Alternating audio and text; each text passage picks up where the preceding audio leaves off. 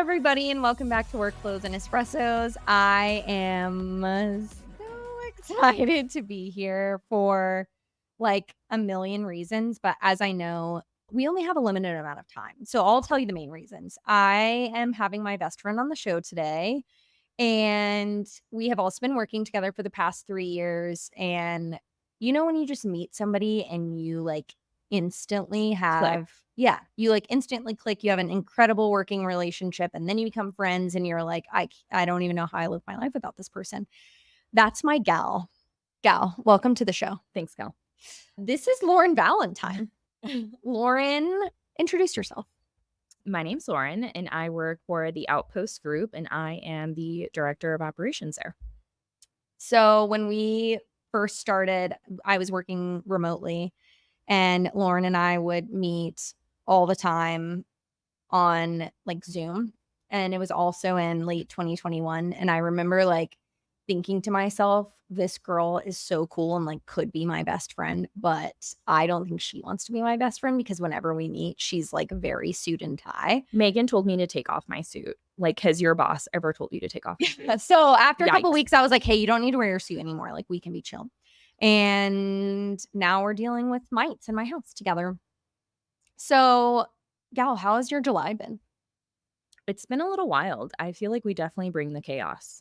We always bring the chaos. We've Yeah. had some issues. So my tire blew out, which I believe I talked about a couple weeks ago. And Loren and I were together, and we were waiting on the side of the road for our significant others to come and rescue us for about 4 hours. And then the thing with Sage happened. This week I found mites in my house they're called clover mites or spider mites. They don't really know, like the exterminator didn't know which like if your exterminator doesn't know what type of mites you have, should I get a new exterminator? The world will never know. We don't know. So pre-wedding, we have decided, and pre-bachelorette party, we've decided that we want to look and feel our best, primarily look, but also feel. And so we've decided to do a bit of a cleanse. And how's it been going? It's been terrible. It's been absolutely terrible. Yeah, from I start feel to finish. terrible. I sound like a chronic smoker. I have a very bad sore throat, a headache. What about you? We're doing a detox, and yesterday was day 1. So let's start there. Is It's that only we've been only been 24 doing hours. this for 24 hours, and it Mhm. is absolutely heinous, shocking, and appalling. And we've got 3 more weeks left. I can't talk about it. So we'll check in next week to Yeah. see if we're still doing it. But Yeah. we did find out this morning that we could have almond butter, almond milk, and blueberries in our shakes. So So we look like a couple of Smurfs. absolutely. We drank Mhm. blueberry shakes this morning, and our lips were completely blue, as well as our teeth. We also had a visitor in Jackson this week. We did. 2 visitors. 2 visitors. Yeah. And we had lots of fun. Top Key was here. They came to our Jackson Hole Lodging Association board meeting. So John Sukaya, the CEO and co-founder of Top Key, and Trevor Shannon, the head of sales, were here. And we had like so much fun with them. They're great. They're so great. We went to dinner. We did all the fun things. So that made the mite situation better. It's also July in Jackson. And so it is 100 degrees basically. And it's like 80 degrees, but it feels like 100 because we're at 7,000 feet. And no AC is truly, It's terrible. also shocking and appalling. Do we have any good news? Yeah, right? The good news is we're here together, and Yeah. okay. So I'm very excited about this for a number of reasons, as I went over, but also we are going to talk about, in the last episode of season 1 of Workflows and Espressos, I did a list of starts and stops. So like a list of things to start doing and a list of things that you should stop doing. And when Loren and I were preparing for this episode thoroughly over the last several weeks. You told me about this last night. Yeah. Why don't we start there?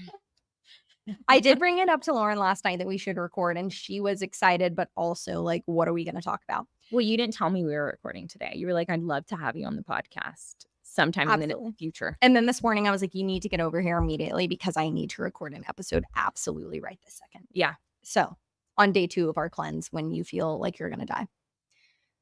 Anyway, so we were prepping for the episode, and I really want to do, like, now that we're halfway through 2024, I want to talk about my and Loren's suggested starts and stops through the remainder of the year, like an updated list, if you will. So we put our heads together, and we both had a couple of ideas that we want to go through together. And I'm very excited. We should start with our starts, right? Yeah. Okay. Yeah. So we've got 6 starts for you. And the first one is surround yourself with people who are smarter than you.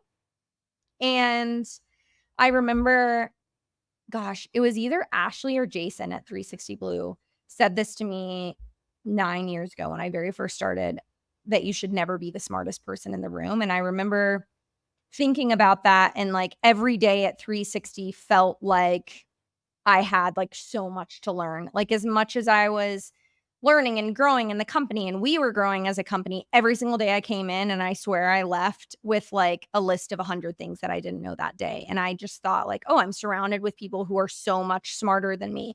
And then coming over to Outpost Group, like I felt so similarly. Like every single day I would come in and I felt like by the time I left, I had a notebook full of new ideas and things I'd learned. And as someone who appreciates and loves to learn, I think that being open to the fact that while we have so much to teach, like we also have so much more to learn is one of the best things that you can do for your own career. And having this open mind and being open to mentorship, which we'll talk about, and just recognizing that there's a lot of things that you don't know, even if you do know a lot, and being open to that feedback and watching people and understanding what they do and how they do things. So, if you're looking for something to start, you should start surrounding yourself with people who are smarter than you.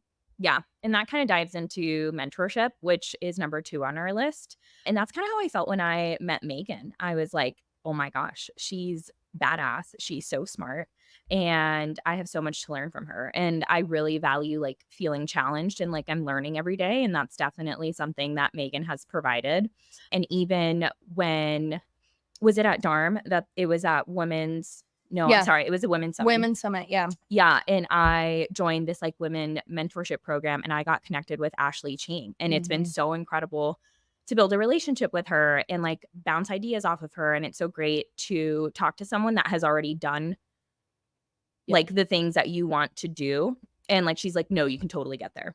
Mhm. So, that's been incredible as well.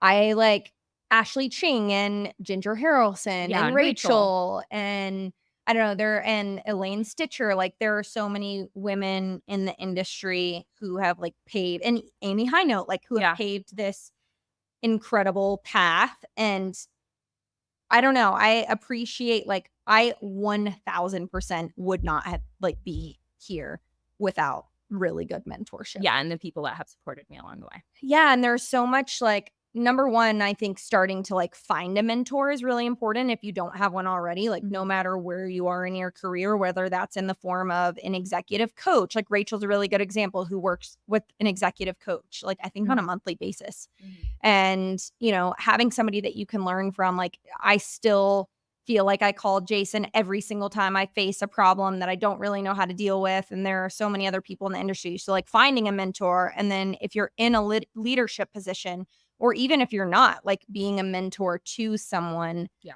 who may be going through something that you went through, like, there is so much value with just like taking someone's hand and helping lead them in the right direction and teaching the things. I think I've told you this, like, there I have this, like, passion for wanting to give back every single thing that I've learned in my career, and I felt like if not, then it was all for nothing. Like, Yeah. my responsibility is to pass it on, and your Yeah. responsibility is gonna be to pass it on, and although I'm very flattered by that, I like, in so many ways, you're a mentor in my life, like, personally and professionally, which, we're both therapy gals in general, but Yeah. yes, mentorship is so huge. Also, I I struggle with this third start and ultimately like came to this decision, and it is beginning with the end in mind. And I think that can be challenging, right? When you start a project and you're like, look, I don't know what the end of this is going to look like. I just know like that I really love what I'm doing right now and I want to generate some income and I want to get some owners on the program, right? So when you start a property management company, for example, like do you start your company knowing that one day you want to sell or you want to pass it down to your children? And do you have to know exactly what that exit is going to look like? I don't think you need to have the details, but I do think you should begin anything, a strategy, a project, an initiative with some type of understanding of what you want the end to look like. And like as a huge proponent of pivoting, I think it is very important that you can change your mind along the way. But I do think going back to this like main source of truth is really, really important to keep you focused and keep you driven toward a goal. Otherwise, I think it's very easy, especially for visionaries, to kind of veer off, and honestly, people with ADHD like Lauren and I. Mhm. But ultimately, like a lot of the times at work, we'll have a conversation and we'll say, like, okay, what is like the end goal here? Like, what do we ultimately want to get out of this? Whether it be this conversation or something that we're working on. And I think it's very helpful, and just overall like planning for our days and our weeks and our months and like honestly our lives over the next year. Like, hey, we know that this is our goal, so every step we take is going to lead us there. And even if it doesn't lead us directly to our goal, it's going to lead us in this direction and certainly not the opposite direction. So begin with the end in mind. Yes. And following that a little bit, I think it's still so important to celebrate small wins along the way. I think when we have a big goal in front of us, we're like so hyper focused on it that we forget when an employee comes and they're like, oh my gosh, I just got this owner on the program. I'm so excited. And you're thinking, like, well, we need 20, right? Yeah. Like, not just this one, but we forget to celebrate the small wins, and that is getting you closer to that end goal. Hmm. So I think that's a big one. I remember their director of marketing at 360. I'd just taken over their director of revenue job and I had like no idea what I was doing. And like every day kind of felt like a bad day where I was like drowning. And Tyler, the director of marketing, and his wife, Kaylin, they got me a cake from Publix and they wrote small wins on it. Oh, that's cute. And they put it on my desk. And I just remember them saying, like, look, I know that things are really overwhelming and it feels like you have so much to learn, but like just the fact that you're here another day and you answered this one email, like that can be a small win. And that this owner didn't leave the program when you gave them a revenue update that may not be great. And I like will remember that cake for probably the rest of my career. So I completely agree. I love that. Number 4, celebrate the small wins. Hi, listeners. We are back again with another In Haven Insight this week. We have one of my great friends and just absolutely like a bombshell in the industry. Ashley, I'm so excited to have you here. What do you have for us today? Hi, everyone. It's great to be here. I'm Ashley from In Haven. So my insight of this week for Meaghan and all of her audience is, did you know that 73% of U.S. hotels are associated with a national brand like a Marriott, Hilton, Choice, or Wyndham? 73% of U.S. supply. I did not know that. But did you know that, okay, so we've got 73% of hotels in the U.S. are associated with these national brands, but 85% of those hotels are run by local hospitality companies. So that Marriott in Boise, Idaho is probably managed by Boise Hospitality. So these local property management companies manage those hotels. And what's really interesting is that when you look at these local property managers that manage all of these hotels, notably 60% of them come from the AHOA Association, which is the Asian American Hotel Owners Association, primarily composed of South Asian Indian families who own and manage these hotels. Wow. So what is In Haven doing to help create this standardization of this like association like experience in vacation rentals? How does this translate? Yeah, so similarly, we work with these local property managers. So these are similar property management companies that manage all these hotels, and we work with our local property management companies to help them set their standards for their vacation rental. And what we do is we create custom branded landing pages for them on inhaven.com. So they have a branded page with all the items that have been approved to purchase. And we focus on the bed, bath, and kitchen, things that you can standardize across your diverse portfolio of homes. And so these landing pages are great tools to share with your homeowners that want to purchase products for their homes. And you can share these are the standards that we've approved for all of our properties. And it's also a great communication tool for your internal teams. So they know that if a glass breaks, which glass they purchase for that replenishment, so that you have a consistent experience and you don't end up with mixed inventory, which looks really unprofessional in these homes. Ashley, as a property manager that's located in Jackson Hole, Wyoming, I have previously been a part of the experience of having to drive 2 hours just to get new plates at Costco And now customers, we can order this directly from our branded landing page, and it has made the largest difference. And I was previously concerned about this because it's really hard for us to get mail in Jackson, and it has never been an issue with In-Haven. So I am so excited that other people now have the opportunity to work with you, and I recommend that everybody reach out to In-Haven. So speaking of, how can we get in touch with you? Definitely check us out at inhaven.com or reach out directly to me at ashley@inhaven.com. And I look forward to servicing all of you. Awesome. Thank you so much, Ashley. Thanks. Okay, number 5. After you're done celebrating those small wins, I think the next thing that you should start doing is making sure that you're sharing information with employees at the right time. And I've been a victim and a culprit of both of these things, undersharing and oversharing. And I've talked about it before on the podcast, but I almost feel like it needs a second go around because it's so important. I think both undersharing and oversharing can be really toxic to a working environment. Oversharing can create unnecessary panic when you don't have all the details or all the information that you need before delivering information or a decision that you've made. And it can kind of put too much weight on somebody that doesn't need to be there yet. And then undersharing, really like in that lack of transparency, which we'll talk about in a second overall, can lead to like a distrust overall. And I think that when somebody is walking around and doesn't have the enough information to understand what they need in order to do their job, that it can be really difficult. And you have a bunch of people in a boat and everybody's rowing in a different direction.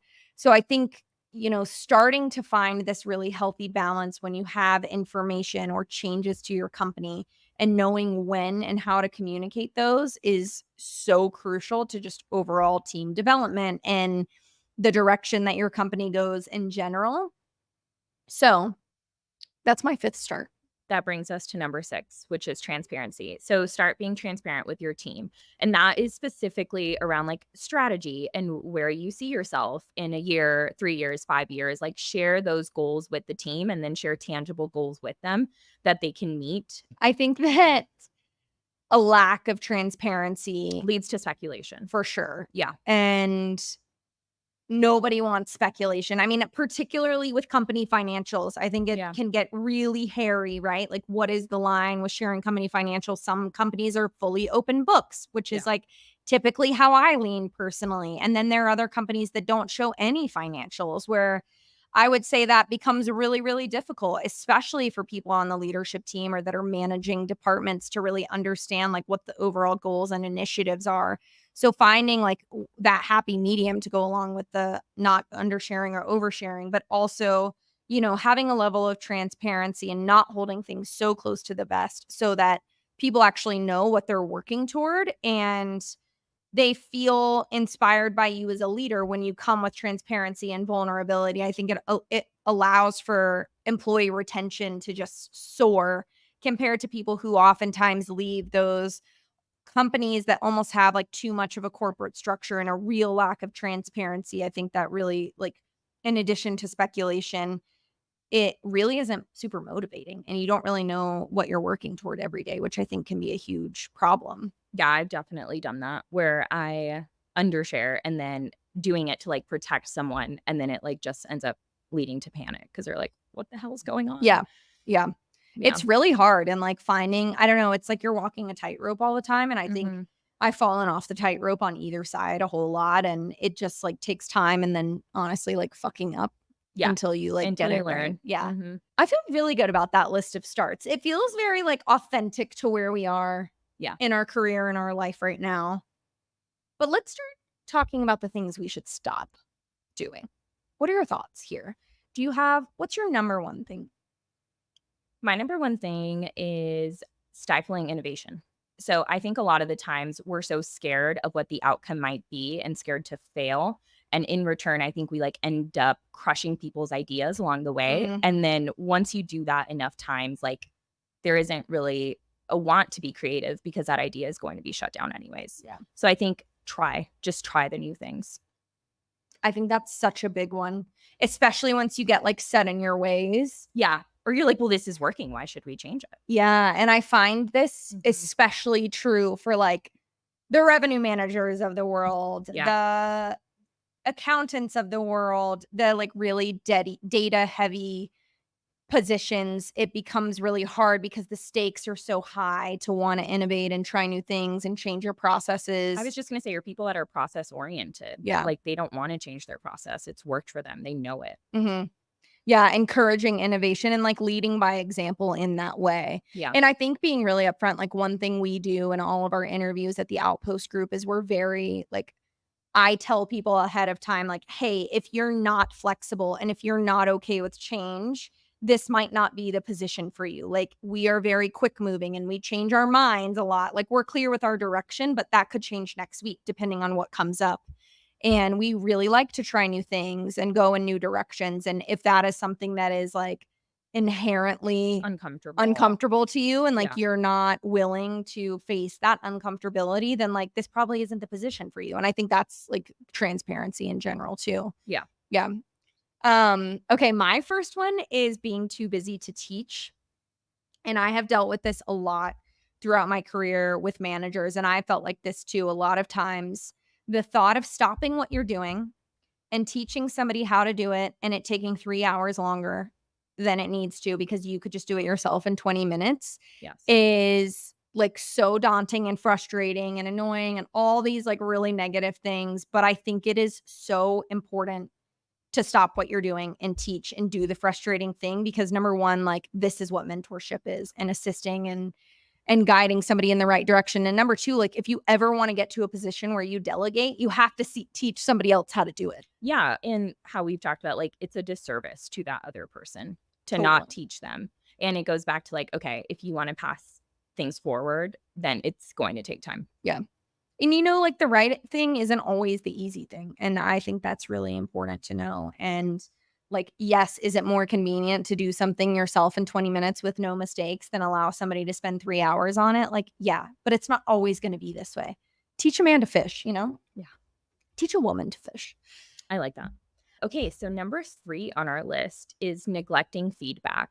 I Mhm. think a lot of the times we want to shield ourselves or shield our business, and in return, what we do is we don't take into consideration maybe the feedback that employees are giving you or that an owner has given you, or people that don't want to send out surveys to their owners because they're really scared of what they might have to do in return. Mhm. And it's the right thing is not the easy thing, but I Mhm. do think it's important to collect feedback and then do something about it. Yeah, I think it is, the thought of putting your headphones on and ignoring the noise is nice. Like, you're missing the positive feedback, number 1, when you do that and you don't Mhm. listen to any feedback. And number 2, like, we unfortunately, I say this to my therapist all the time. I'm like, "I don't wanna do the work." Like, I'm honestly tired. I'd I don't wanna rather think not about it. do the work anymore, but we all have to do the work, Yeah. and it is really difficult to be confronted with something that you're not necessarily great at, or maybe something that you failed at, and it is particularly hard when it comes from your employees or your clients of some sort, and, you're supposed to be the one guiding them and leading the ship, and so I think that being confronted with anything negative or constructive can feel super uncomfortable and sad, honestly, and It's disappointing. disappointing and, like, you failed, but it goes back to what we said, like, not being the smartest person in the room. Yeah, And so, like, if you know it all, then you don't need any feedback. exactly. And like that's just not the Anyone. reality, Yeah. right?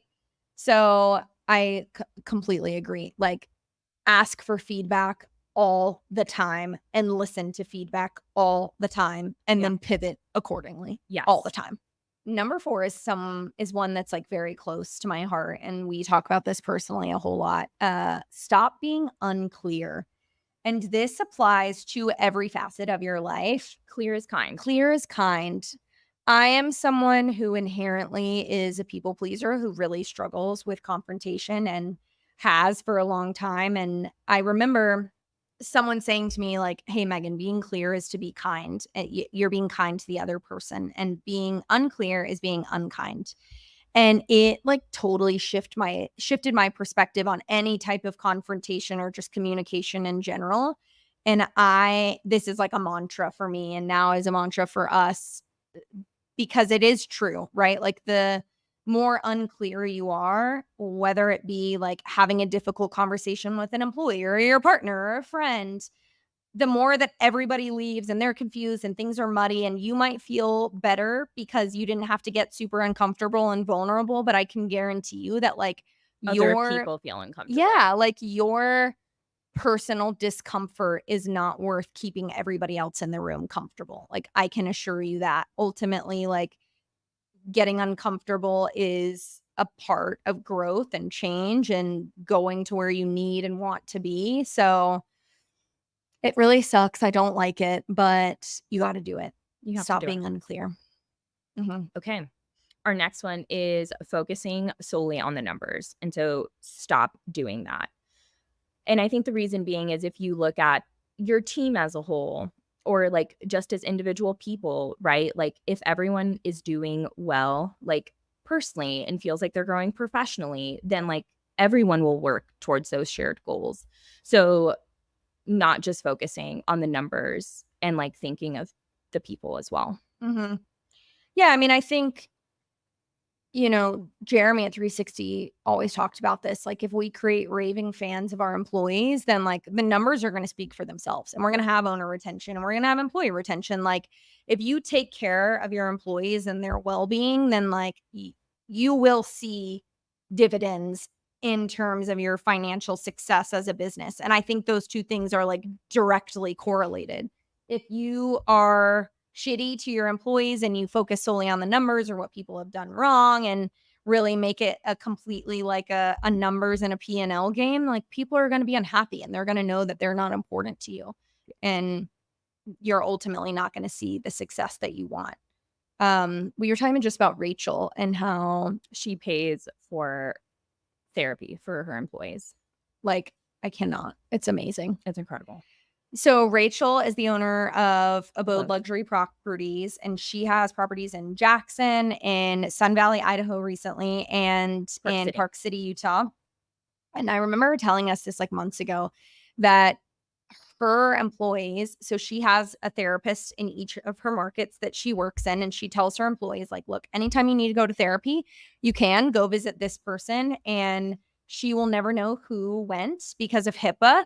So employees can feel like comfortable that their confidentiality is protected, and they also have this space to go to, which is just insane. Like, I mean, what happened with your therapist and how when we switch insurances, literally increased by $210. Yeah. Like making therapy accessible to her I don't know. It's like amazing. So shout out to you, Rachel. Yes. And also just kind of speaks to that like Rachel is someone who doesn't focus solely on her numbers. She focuses on her team and cultivating this like really badass, inclusive culture. And it has led to like incredible success for her company. Okay. Last one. Stop comparing yourself to other people.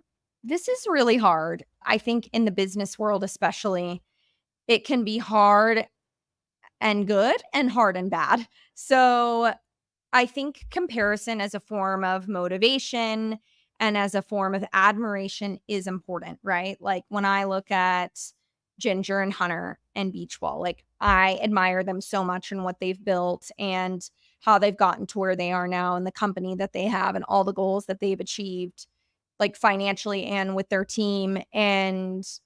But I don't go to bed at night and think, why can't I be like Hunter and Ginger? Like, what am I doing wrong? It is, I think you said it best. It's admiration yeah, versus just comparing. yeah. Like admiration and motivation, I think are really important. Like, do Hunter and Ginger motivate me to like build a badass company and be successful in my area? Of course they do. But I think that there is this mindset you can get in. Honestly, like social media and parasocial relationships, I think contribute to that significantly. Obviously, personally as well as professionally, but it is really difficult for me sometimes when I see people and my immediate reaction is like, God, they're so much more successful than I am. And I have to like check myself and say, like, hey, you're really successful. Like, look at all the things that you've done and almost like talk to myself like I am a friend. And yeah, I don't know. I stop comparing yourself in a negative way. Like, we are all on our own path and moving in the direction at our own speed. And I think that we're all going to the place that we're meant to be, and we're in the place that we're meant to be at any given time, and holding on to that I think is really important. My voice is quite raspy. What about yours? Yeah, it hurts. from all this talking and all this detoxing. The detoxing. Our detox, so we're only able to have basically vegetables and protein shakes for 7 days. And then for 2 weeks after that, we're gluten-free and dairy-free and sugar-free and processed food-free. All the things that make life worth living, I We would still say. can't really eat much. Yeah, it's pretty depressing. I told Loren this morning I am dreaming of my day next Thursday to be exact, where I can have avocado toast on gluten-free bread. I just absolutely dream of that day. No feta cheese for me, but and No a pasta. tomato on top. Yeah. I wonder if we could have gluten-free pasta. I mean, that kind of sounds heinous, but better than nothing. It's better than nothing. Okay. Thank you for being here, gal. I love you Of so course. much. I love you so much. I am very excited about our list. We put her together quickly, but she feels really good to me. What about you? I love it. Yeah. I think we should do this again sometime. That sounds great. Okay. Thank you guys so much for tuning in to Workflows and Espressos. Thank you so much, Loren, for being here. I am so excited for what next week will bring, and I hope you all have a great week. Bye. Bye.